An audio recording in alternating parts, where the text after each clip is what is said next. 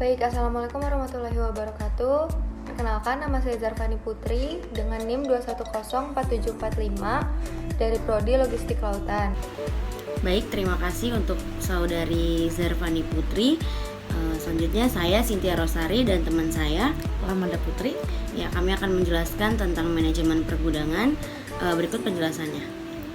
Warehouse adalah pekerjaan yang melibatkan penyimpanan produk atau barang serta menyediakan informasi mengenai status dan kondisi barang tersebut di gudang yang kemudian perusahaan didistribusikan sesuai permintaan ke tujuan yang telah mereka tentukan.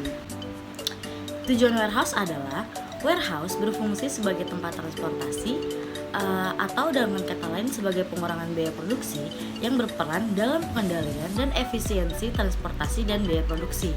Berfungsi sebagai koordinasi supply and demand, artinya gudang sebagai tempat penyimpanan barang yang aman saat permintaan di pasar sedang berfluktuasi. Berfungsi sebagai kebutuhan produksi, tidak hanya menyimpan barang, tetapi berperan hingga proses produksi akhir. Berfungsi sebagai pertimbangan pemasaran, yang mana maksudnya adalah gudang sebagai solusi dalam pendistribusian produk untuk mempermudah dan mempercepat pengiriman barang.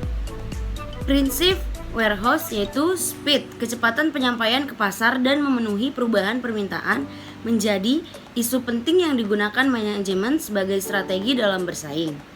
Efisiensi rantai pasok diukur dan diperbaiki secara terus-menerus oleh tim continuous improvement dari berbagai unit.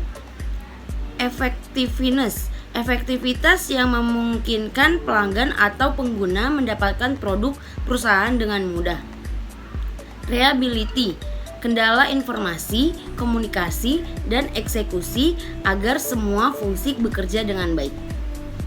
Tipe warehouse memiliki 3 tipe yang berbeda, yaitu private warehouse. Private warehouse merupakan fasilitas gudang yang dimiliki perusahaan sendiri serta digunakan untuk keperluan penyimpanan dan pendistribusian barang dari perusahaan tersebut. Lalu ada public warehouse. Public warehouse merupakan perusahaan yang menawarkan penyewaan gudang untuk perusahaan lain yang membutuhkan dengan harga tertentu. Perusahaan pemilik warehouse memfasilitasi space untuk distribusi barang dalam satu atap. Lalu yang terakhir ada contract warehouse. Contract warehouse merupakan gudang yang dimana perusahaan menawarkan fasilitas membangun serta mengoperasikan barang kepada pihak ketiga dengan harga tertentu dan dengan tanggung jawab pada pihak ketiga. Hal ini dinamakan gudang komersial. Saya akan menjelaskan alur aktivitas gudang. Yang pertama ada receiving, merupakan penerimaan barang dari pengirim, quality control, kemudian ada inspeksi, alokasi, penyimpanan barang nantinya. Yang kedua ada put away, yaitu kegiatan memindahkan barang sesuai lokasinya. Barang yang dipindahkan harus dicatat jumlah dan di mana letak penyimpanannya. Yang ketiga ada storage, di mana bagian paling penting dalam pergudangan. Storage merupakan area gudang yang digunakan untuk penyimpanan barang dan receiving. Kemudian ada picking atau pengambilan produk. Di sini intensif buruh diperlukan berupa travel time atau waktu perpindahan. Ada pula ancillary activity atau aktivitas tambahan. Biasanya kegiatan ini berupa labeling, kitting, assembly, dan lain-lain.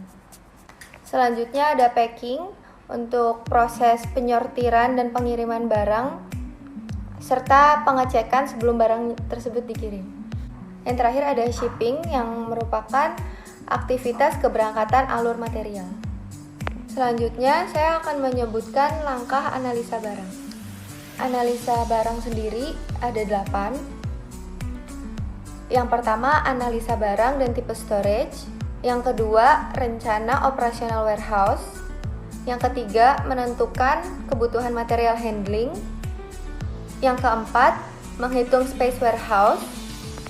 Yang kelima terdapat list kebutuhan infrastruktur warehouse. Yang keenam, pembuatan layout warehouse. Yang ketujuh, ada analisa kebutuhan personil.